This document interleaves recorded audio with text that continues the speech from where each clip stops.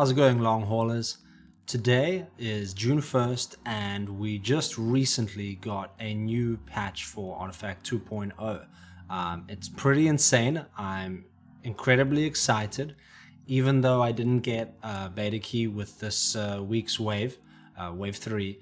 I am incredibly excited about the patch and I just wanted to walk through it with some of you guys. So obviously the most exciting thing, in my opinion, has to be Nyx Assassin. Nyx was released and obviously he was recently promised in one of the blogs and I wanted to go over him. His stat line is a 3 attack, 4 HP hero. So his stat line is, I would say, slightly under average for the black heroes, and his active skill for 1 mana every 3 turns, move to a position in any lane. Nyx Assassin sneak attacks the new unit, blocking it with +3 attack. So that's pretty crazy if you think about it. Being able to move to any position in any lane is pretty insane just as is. And then he also, on top of that, has a sneak attack. So for those of you unaware, what the keyword sneak attack means is that it's essentially a one-way duel. So he will move to that position, and assuming he's still at 3 attack when you first use this, he will do 6 attack total. And I mean, that'll take care of a lot of the heroes in the game, in the first few rounds at least. Obviously, as the rounds go later, those heroes will gain more health through enchantments, through items, but so will Nyx Assassin likely gain more attack through items, through enchantments. Maybe you'll have Shadow Fiend down, maybe there'll be a bit of minus armor in play. So a sneak attack mechanic is insane. It's kind of mind-blowing how good this ability is, and I'm a little bit concerned that he's almost too strong and slightly overpowered in my opinion. We'll next head to his signature card, Spike Carapace, for 1 mana. Choose caster. When taking damage this turn, reflect damage back, stun its source until its next combat, then purge enemy effects from this unit. So there's actually quite a few keywords in there that some of you might not be aware of what they're doing exactly. Reflect is very similar to Lotus Orb in Dota 2. If you're not sure what that does, when you cast a targeted spell, it cannot be an AoE spell, but a targeted spell or a targeted ability on whoever you put this on, that ability, that targeted damage will be reflected back to the source that caused it.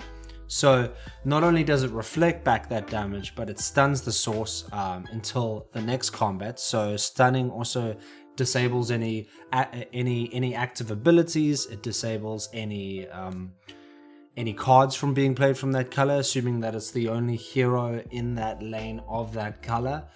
Just overall a pretty insane signature card. I would say that Nyx Assassin is way up there in my tier list for black heroes. I'm incredibly excited for Nyx, and I can't wait to make a deck just making use of this really cool, fun sneak attack mechanic. So I'm going to go through the rest of the hero changes first, because I think that's probably what most people are interested in. So Legion Commander was a 4 attack, 1 armor, 5 HP hero with a passive ability, Moment of Courage, which healed her for 2 after battling a unit. So her stats were slightly altered to 5 attack, 1 armor and 4 HP, and instead of healing for 2, she now heals for 3. I think that overall this could be good for red. It's difficult to tell without much experience obviously playing red, without beta access, but this could be good. It's difficult to know how good 4 HP is in a red deck, because most red heroes have on average quite a bit higher than 4 HP. So the 3 heal might kind of not be as good as it looks. Like, obviously at first glance you might think that this is a buff, but the 2 heal is only the previous 2 heal, and now the 3 heal only occurs after a battle, after the combat phase. So important to know that this isn't the same mechanic as regeneration. This doesn't occur during combat. Legion Commander has to survive combat, So this might in fact be a little bit of a nerf. We'll have to see how red decks handle this change. Next up with the hero changes is Sand King. So Sand King just got a straight up buff. None of his stats were changed, but his active, his Burrow Strike now lets him move 5 slots instead of 4 slots. So just a little buff for Sand King. They're not really a buff or a nerf either way, but Underlord was recently changed so that he now can no longer move more heroes from the lane that he's casting his active ability Dark Rift to a lane if there's not enough space for those heroes. So we saw a few shenanigans. Nine did a video where he successfully used Dark Rift to take all the videos over to another lane, and I'll link it below, but no longer can those shenanigans occur. So there were obviously quite a few bug fixes, a few UI changes. There was some rebalancing done with the campaign.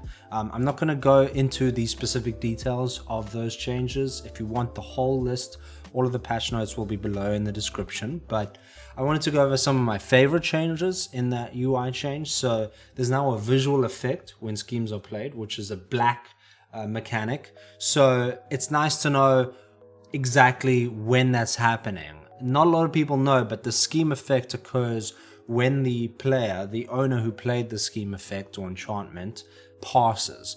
And someone might not have picked up on that, especially if they were new to the game. So I really like that change. And then now there will be a river in the middle of the map showing which direction through its flow, which direction the lane order in terms of combat resolution is going to occur. So that's just a nice little visual change, so that we don't have to try and remember, wait, is it left to right? Is it right to left? Who's battling first? It's nice to have that visual indicator. Okay, so next we're going to jump into creeps and spells. I'm going to go, instead of just reading down the list, I'm going to go by color. So I'll give the timestamps if you want to skip ahead to a specific color that you're interested in. But we're going to start off with green. So green's first changes was Lashvine Creeper has now been changed. Instead of it being a random enemy, it's now the closest enemy, which is quite a buff in my opinion. I mean, that's obvious. Stats weren't necessarily nerfed to compensate for that, but overall I would say that this change was probably necessary. I think out of all the classes, I think that green is probably the least played thus far based on my viewing experience from streams and videos. So I think that this change might help Lashvine Creeper in terms of its success rate. Next we have a change to Corrosive Mist. So it literally was just the 1 mana change. Something that's important to remember, although at first glance this might seem like, oh, it's an obvious nerf because it's gone from 5 mana to 6 mana.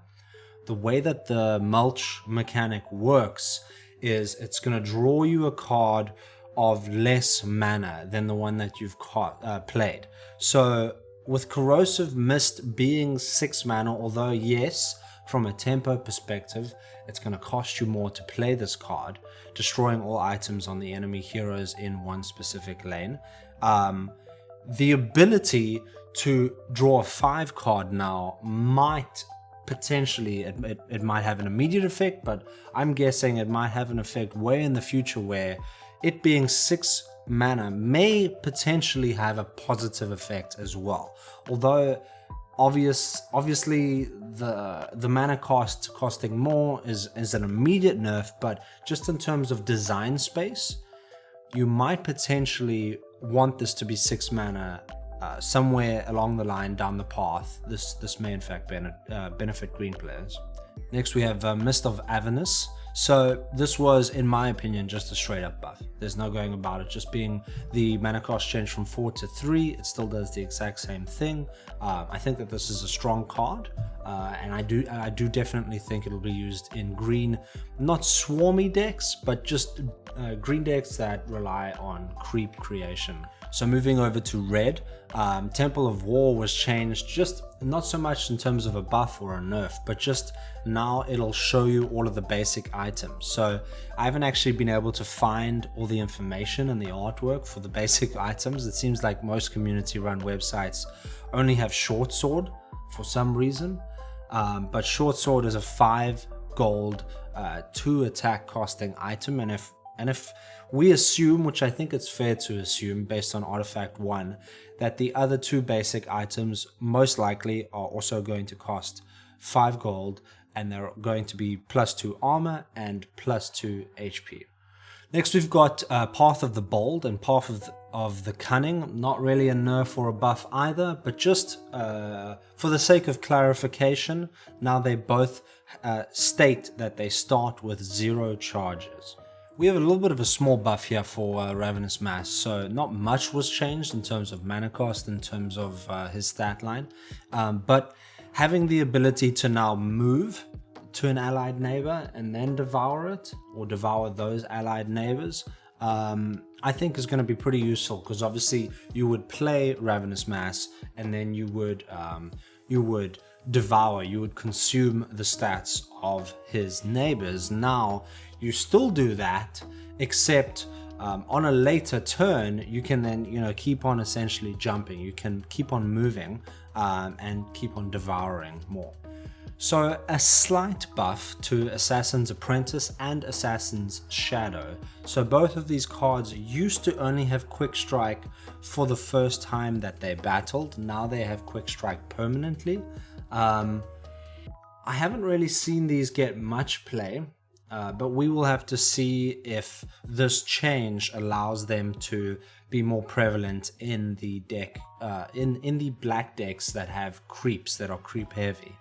Moving on to items, we'll start with the Courier. So the Courier is still, it's actually quite a controversial discussion amongst Reddit, amongst the Discord communities.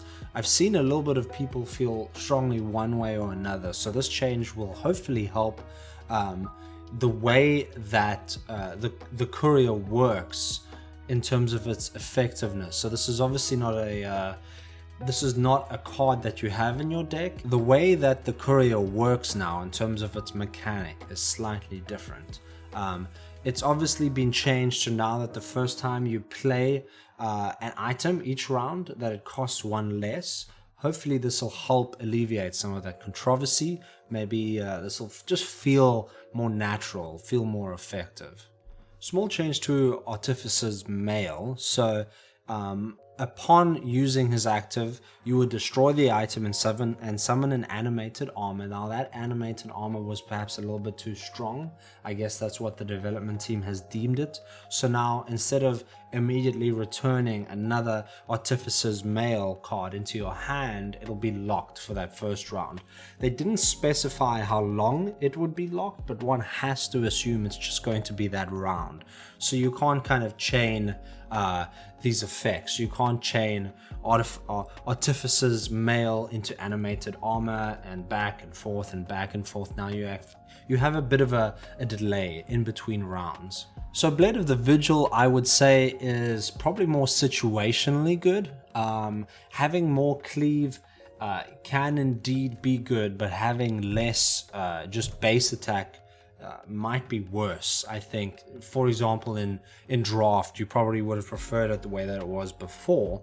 But in constructed, I think that there might be some red decks that can make use of it. Maybe not even just red decks, but I think it's a little bit more situational, a little bit less common in constructed for now.